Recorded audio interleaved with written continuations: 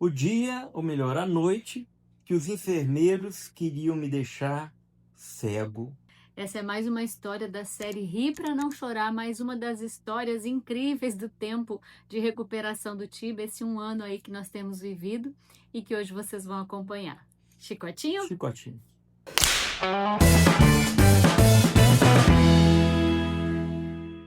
Era por volta da 1h30 da manhã, quando acordo com uma conversa sinistra entre os dois enfermeiros da madrugada. Eles planejavam me deixar cego com areia quente. E eu cheguei a ver o tabuleiro no fogo com a areia quente, e a conversa era mais ou menos assim. Um falava pro outro: por que só deixar cego, se a gente pode tirar a vida também, e de muitas pessoas?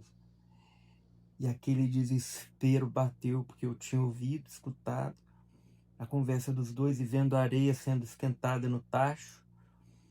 E eu comecei a ficar desesperado, o coração começou a bater na batata da perna. E eu, o que eu faço, o que eu faço? Sem poder me mexer muito, né? Eu estava numa situação bem frágil naquela época.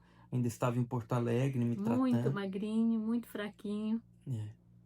Foi quando eu tive uma ideia para me safar daquela situação, né? Chamar a Deia e simular uma situação de Uma crise de e ansiedade. uma crise de ansiedade. Aí eu comecei a simular. Eu tô passando mal, tô passando mal, eu tô passando mal, chama a Deia, chama a Deia, chama a Deia. Mas agora, nessa hora da madrugada, tipo, chama a Deia, vai lá no quarto, bate no quarto dela, pode chamar ela, pode chamar ela. Eu tô passando mal, tô passando mal. Ai, ai, ai, ai, ai, ai, ai. E os cuidadores, os enfermeiros relutando, não queriam ir me chamar. Era um frio, uma noite fria, inverno, né? Não lembro se a Maria Beatriz já tinha nascido. Se não tinha nascido, estava nos dias de nascer. Então eles estavam ali, não, mas vamos chamar a Deia. Não, tem que chamar, eu tô passando muito mal e tal. Aí tô eu dormindo já, tô na porta. Eu, gente, o que que aconteceu? Misericórdia, nunca tinham batido na porta essa hora, né?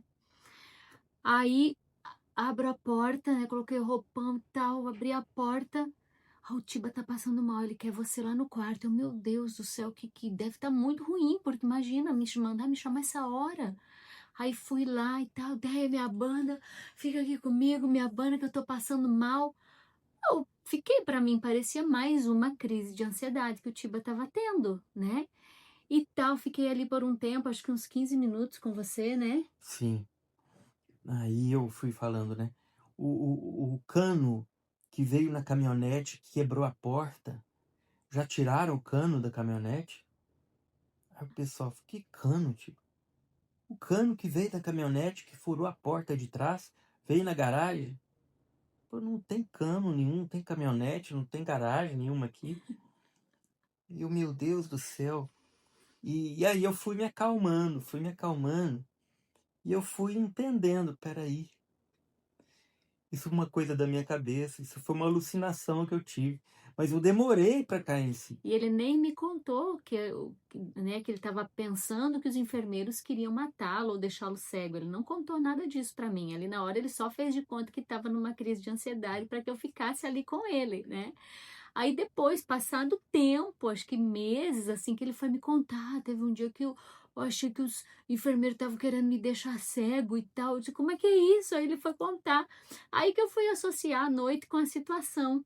E aí o Tiba depois, você contou para os enfermeiros, né? Eu contei depois, eu contei para eles, né? Que eu tinha imaginado eles me querendo deixar cego. E para mim era muito real, né? Não sei se você já teve alucinação, mas é uma coisa que você jura de pé junto, que é realidade. Então, para mim, eu estava convicto que eu tinha escutado uma conversa entre eles, que eu tinha visto a areia no fogo sendo esquentada para jogar nos meus olhos, e que eles tinham dito que poderia também eliminar com a vida dele, ao invés de só deixar cego. Que horror. Então, imagina você escutando aquilo de madrugada, dois enfermeiros que a gente nem conhecia direito, Sim, né? A gente, é. né, não tinha nenhuma referência deles assim, né? Então eu achava que era real. E bateu um desespero verdadeiro, assim. Então, aí ainda bem que eu consegui pensar em alguma coisa, né? Já sei, vou simular uma crise de ansiedade para chamar a Deve, aí me salvou. Aí nisso minha cabeça foi voltando para o lugar, eu fui entendendo e hoje eu estou enxergando, graças a Deus. E aí no início o Tiba tinha muitas alucinações, de coisas que ele jurava que eram verdade. Às vezes, né, ele sonhava também, tinha muitos sonhos, muitos pesadelos, muita sensação assim de falta de ar, né? Muitas vezes ele acordava achando que ia morrer, dava como que uma apneia, né? Foi preciso medicar, foi preciso um acompanhamento psiquiátrico com medicamento, né, para diminuir as alucinações e diminuir as crises de ansiedade também. E aí depois foi passando, graças a Deus, né? Hoje a gente já não precisa mais conviver com isso, mas eram episódios muito difíceis, assim, né? Ver o Tiba naquela condição, não tendo clareza do que era realidade ou coisa da cabeça, alucinação, ilusão, pesadelo e sonho, tudo confundia, né? Se cruzavam as situações, ele não conseguia distinguir. Então, assim, para nós que estávamos junto ali, acompanhando, era difícil demais, né? Tinha também as situações em que ele não conseguia comer, não queria comer, aí perdeu muito peso, a gente foi achando alternativas para fazer ele se alimentar, dava umas cargas de whey protein para ele, assim, para ele começar a ganhar peso.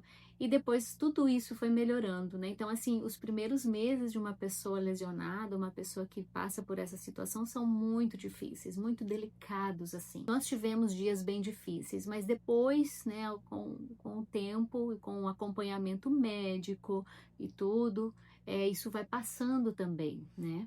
Às vezes as pessoas acham, né, afetou a medula, só comprometeu os movimentos, mas não, compromete tudo, né? O raciocínio, né? E principalmente o raciocínio, assim, a sua capacidade de pensar, de raciocinar, de saber o que é real, o que não é.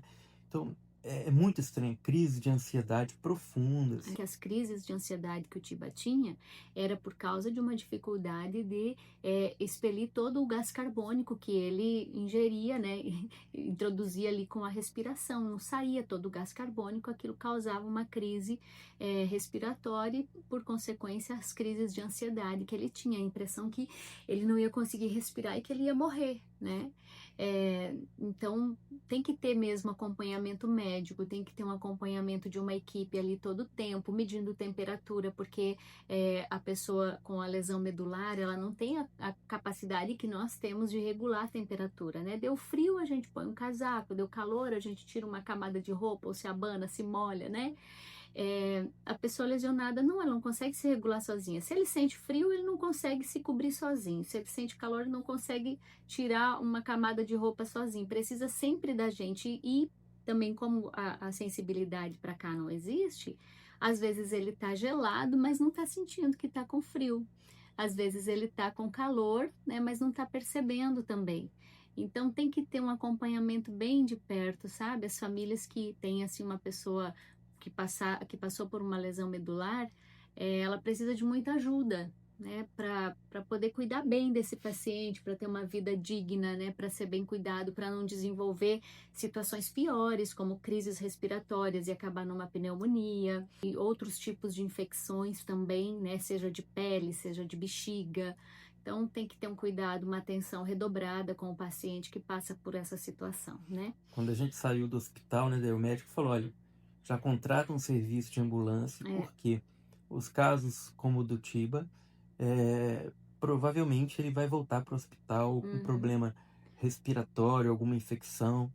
Então, já se preparem para isso. Isso, o doutor, ele falou assim, olha, o Tiba é um paciente de alto risco, então vocês precisam ter um serviço de emergência já de antemão, contratado para qualquer eventualidade, porque aí vocês só ligam, ele já pega o Tiba e já traz para o hospital, porque pacientes assim voltam para o hospital principalmente por duas causas, ou crises respiratórias, né, processos pulmonares, porque fica muito tempo deitado, ou por infecções urinárias. Aí o Adriano já foi cuidar disso, de preparar uma equipe, né, deixar com ambulância e tudo mais. E graças a Deus a gente nunca precisou usar. Graças a Deus, Tiba só voltou no hospital para fazer alguns exames, né, de imagem, mas nunca precisou internar, voltar para receber oxigênio ou qualquer coisa que fosse. É uma vitória isso, né, bem? Isso. Graças a Deus. E hoje ele não imagina que mais ninguém esteja querendo deixá-lo cego. Não tem mais crise. Você sabe não que tem tá bem mais. cuidadinho, né? Bem Ninguém cuidadinho. vai atentar contra seus olhos ou a sua vida. Não. É isso aí, pessoal. Na próxima semana vamos tentar trazer mais uma das histórias mirabolantes aí Ai, desse tempo aí de recuperação do Tiba, né? Qual vai próximo ser, vídeo, Tiba? O que você vai próximo contar pro vídeo, pessoal? a gente vai falar de mais uma dessas bagunças que eu falava quando eu estava internado e que eu não lembro, que me contaram, que Ah, sim, anotaram. sim, meu compadre mandou É, as anotações todinhas, vou ler para vocês vão se divertir com tudo que o Tiba falou. muita loucura. Então até lá, pessoal. Tchau, tchau. Tchau, Deus abençoe.